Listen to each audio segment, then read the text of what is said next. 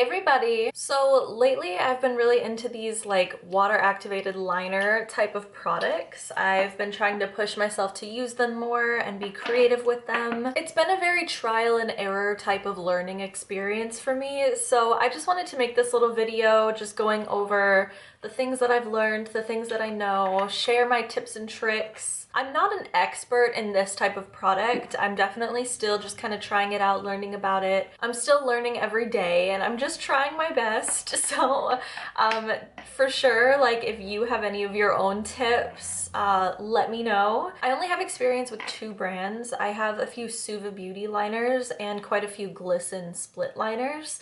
So I don't know everything, but I do know enough. I want to talk about the basics, you know, what the product is, how to use it, how to clean up, and then just share any tips and things to avoid at the very end. So these water activated liners, basically they're just a water activated face paint. The product is solid until you add water to it and then it becomes kind of like a creamy liquid. They are smudge proof and transfer proof. So I have today like 3 lines of product and I can blink, I can, you know, tap it, try to move it around. It's not gonna move, which is what I love about it. They're not waterproof, obviously, they're activated with water. But they are super long wearing. This type of product is really good for obviously a graphic liner look or even just a simple wing if you want like a colorful wing on top of like an eyeshadow look. They're also really great to add little details like little dots, or if you want to draw like a little heart or something. These are perfect for that. Once you get used to the consistency that you're aiming for, the color payoff of these is really good, really easy to work with. I find that they're more versatile and a lot easier to work with, and they just look better and perform better than standard, more like colorful liquid liners that I've tried from a few different brands. This type of product is just superior, I think, for more like creative, colorful graphic liner or little details in a look. So the way that you use this type of product is actually very simple. It's almost so simple that you kind of second guess it. And I was really intimidated by these when I first got them. I bought these 3 from Suva Beauty and I didn't even use them for like a year just because I was so nervous about it. I was so intimidated. I didn't really know how to use it. I didn't really know what to use it for. But as soon as I started pushing myself to using it, I can't stop. I try to use something like this in almost every look. They're just so good. So basically you literally just add water to it. That is it. So you can see like in this green one, I used the cap. I don't use the caps anymore because I don't find them as easy to clean up. They're very easy to clean up, but now I prefer to use a palette. So this is what my palette looked like after I did this look today. I used a Glisten split liner in Wine Time. I used to use a spray bottle, but now I use this little dropper. This is just a serum bottle that I cleaned out and now it just holds water. I like it because the dropper makes it really easy to control the amount of water that I use. Let me see if I can do a little demonstration. So I will literally just drop a drop of water onto my palette. Let's use, this is one of the brushes that I used today. You'll see the water become purple because there's still product on the brush. You just wet your brush and then you dip it into the product and you kind of swirl it around until it becomes like a creamy liquid consistency. This part, this consistency you're aiming for, you really just have to kind of get the hang of it, and it doesn't take that long, to be honest. You'll very quickly realize like what is too thick and what is too runny. I will probably dip water in probably about 2 to 3 times, kind of swirl it around, and then draw it on. It's that simple. I used to drop water right into the product itself, and for the Suva liners or like the single shade liners, that's not necessarily bad, but definitely for like a split liner, you don't want to try to drop the water right into the product because then the colors will mix together, obviously. I also don't like to drop the water right into the product because it's really hard to control the amount of water used in that case and the consistency that you're aiming for, you know.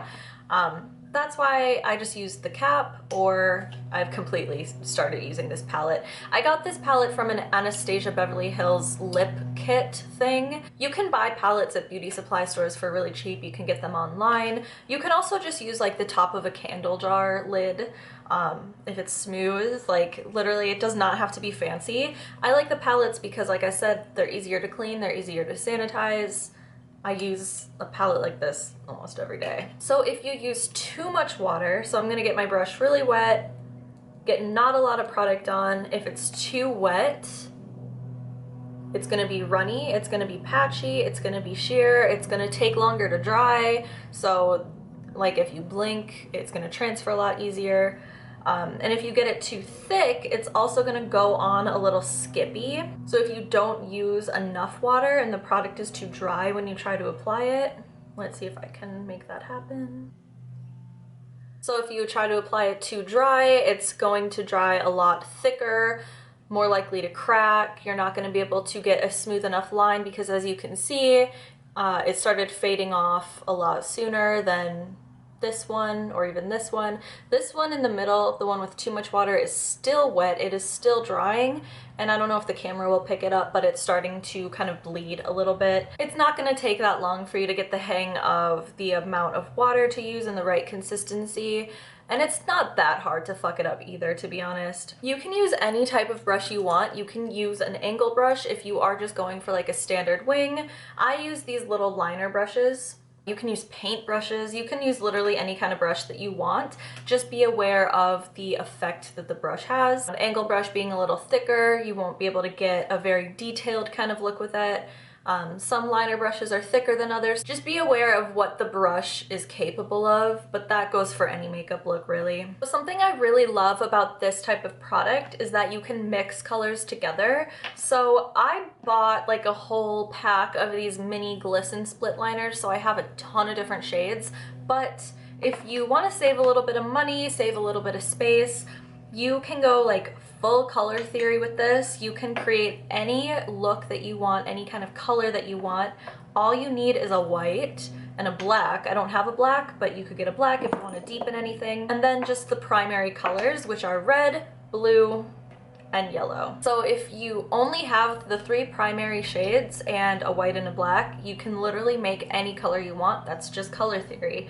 So if I wanted a lime green, I would just mix blue and yellow and white and have a lime green. I'm gonna demonstrate how to do that. So if I'm gonna make a pink, I just need a red and a white. Before I started using this palette, I would I would mix the shades like right in the product itself. You can kind of see there's still a little bit of red in there. There's probably a little bit of blue in there too. I've stopped doing that just because I don't like the cleanup process, and I like to just keep my shades exactly how they are. You can also use the caps like I said, but I'm just gonna clean this palette off, just drop a little bit of water on it, and then just with a Kleenex. It is that simple. So I'm gonna mix the red and the white to make pink, and I use separate brushes. So for each shade that I work with, I have one brush to correspond to the one shade. I do find that the Suva liner formula needs a little bit more water compared to the Glisten formula. It's a little bit softer, it needs less water, and the component is bigger, and it's just a single shade. So I am gonna just do 1 drop of water directly in each of these. Just 1 drop is fine. I can add more if I need it. So then with a clean brush, swirl it in the product, and then I'm gonna collect as much on the brush as I can, and then apply it to the palette. And then same thing with the red. You don't need as much red. If you do equal parts pink and red, it's gonna obviously be a deeper pink. I kind of am going for more of like a light pink. So I'm gonna use less product and just add a little bit to the white so it looks kind of like that. And then with a new brush, mix them together. That's still a little bit too red, so I'm gonna just take a little bit more white. And this is why I use separate brushes for every shade.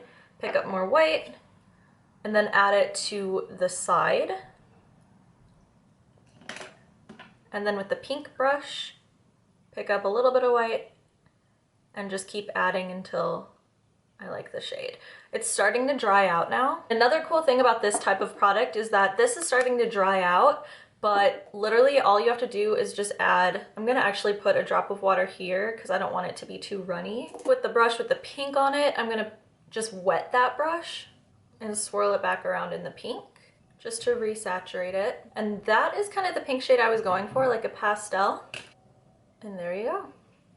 And so as I'm working on my eyes with this, if it dries out again, literally just pick up more water and add more water to it. The only thing that I think should be avoided when using this type of product is to not ever apply it to the waterline. It's tempting because it applies so well and the color is so perfect. Take it from me, I have tried it and it very quickly saturates with like water basically coming out of your eyes and gets in your eyes, and it sucks and it's kind of painful and scary. It's just don't put it in your waterline.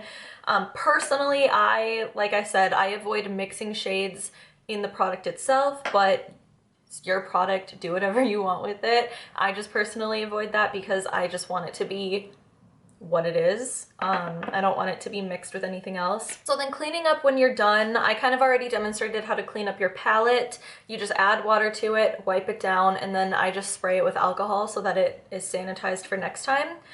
And then cleaning the brushes is also very easy because you just use water. You can go into the sink and just kind of let water run through it. And very gently work the water through the brush. You can also just use a paper towel, spray it with water, and then kind of wipe the brush over the wet paper towel until it runs clear. And then just clean it like you normally would with like disinfecting brush cleaner. Very, very easy. If you do end up doing any mixing in the product itself, or if you accidentally pick up the wrong brush and stick it in, and I mean, I've done that so many times. I accidentally put like the red brush into the white, for example, and it mixes. All you have to do is saturate a Q-tip with some water and just kind of run it along the surface, and it'll pick up what you don't want in there and kind of restore it back to its original color. So love that, super easy cleanup. And then finally, I just have some like miscellaneous tips and tricks that I have come to find over the last few months. So I do have one liner that is UV reactive. A ton of brands make UV liners. I have one from Suva Beauty Fanny Pack, so it's this like hot lime green. I don't ever use it for its like UV properties. I don't go anywhere where there's gonna be like black light. I just like it for the shade, this like toxic slime color. I love it. The only thing about this UV formula, and I can only speak to this one that I have, so they might not all be this way, but I've just found that the one UV formula that I have is a lot drier and kind of cracks a lot easier. This one shade, and it might be because it's neon, I don't know if the UV has anything to do with it, but this one shade is the hardest shade to work with. So I don't know if it's coincidental or if it is just like the UV aspect of it, but that's just what I've come to find. I have heard that some people, instead of water, will actually use Duraline, and that will make this a waterproof formula, so then you can possibly put it on the waterline. I still wouldn't. I have never actually tried that, but I just think that that's like a fun tip that I have heard. I did want to talk about how to use these with a daughter tool, just because I end up doing this a lot and I have found my favorite method of doing this.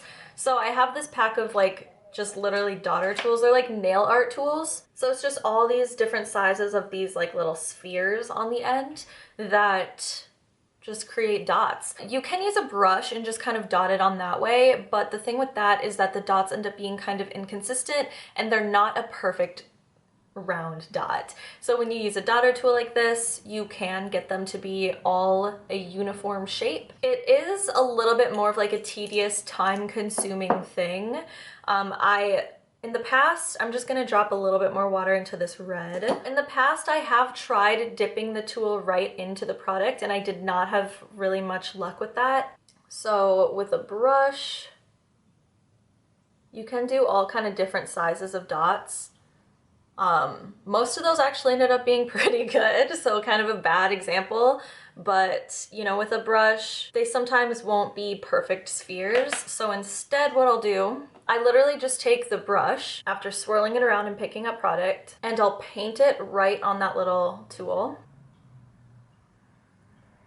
That gives perfect dots. The only downside to using a tool like this is that the product transfers onto your skin and it doesn't last very long on the tool itself. You can only get about like 1 to 3 dots before you have to put more on. I think it's worth it if you are going for a look that you want to have like perfect, consistent dots. If not, you can just go ahead and use a brush, but I don't know, sometimes the little extra work of just painting this on, it pays off because, like, for example, if I'm doing a look where I'm trying to make like little flowers, like little cartoon flowers, I will always use a tool like this instead of trying to do it with a brush. Another really cool thing about this type of product is that if you do make a mistake, like if you try to, you know, do a wing and you accidentally like bump it and it gets a little wonky, it is so easy to fix. It is unbelievable how easy it is to fix. So you just take water and then you take a clean brush, you saturate the brush with water, and then let's just go ahead and erase this dot here. You just tap water onto it. I keep a tissue, clean off the brush, and then you just keep going back and forth until whatever mistake you made is corrected. You can also use this on your eyelashes. So I already put mascara on. It can cover mascara a little bit, but not very well, actually. I should have thought that through and not put black mascara on my lower lashes. But it really is as simple as just saturating the brush like you normally would and then just painting it over the lashes. It doesn't really add any length or anything like that. It just kind of coats your lashes with the color. But if you do try to put it over mascara, it can look a little thick and chunky and clumpy. It's not the best look, so I'm not gonna do it right now, but just know that you can. When I do looks like this, that is just graphic liner, I don't prime my eyes, I don't put any eyeshadow on, just because I find that when applied over a shadow or over like a powder, it tends to be a little drier, a little more likely to crack, it looks a little thicker. I just find that the product goes on smoother and looks a little smoother and looks a little better just on top of clean, hydrated skin. It's not that it looks bad over eyeshadow. I put eyeliner like this over eyeshadow all the time. I just prefer it over clean skin. Also, like, I've tried to do like a splatter effect over eyeshadow and it looks really good on the skin, not good on the eyeshadow. So I don't know if there's a way around this. I'm still trying to figure that out and master that. But if I'm doing like a very liner focused look, I just won't put any eyeshadow on. Okay, so that's what I've got for water activated liners. I love this type of product. It's one of my favorite things. I love doing, you know, graphic liner type of like super fun looks, and this type of product makes it super easy and I just love it. I hope this was interesting. I hope you learned something. It's very likely that I missed something during my explanation of everything, and so if you have any questions, definitely just leave it in the comments. I will for sure see it. Or if you feel like I missed something that is a really important, really cool tip, leave it in the comments. Like I said, I'm learning every day. I feel like every single day I use these liners, I learn something new or I find a better way to do something. So yeah, we're all just learning, we're all just doing our best. Let me know what else you want to see from me. I'm open to lots, so just let me know. My social media will be linked down below. If you want to be friends, let's be friends. And as always, I just want to say thanks so much for watching and I'll see you in the next one. Bye.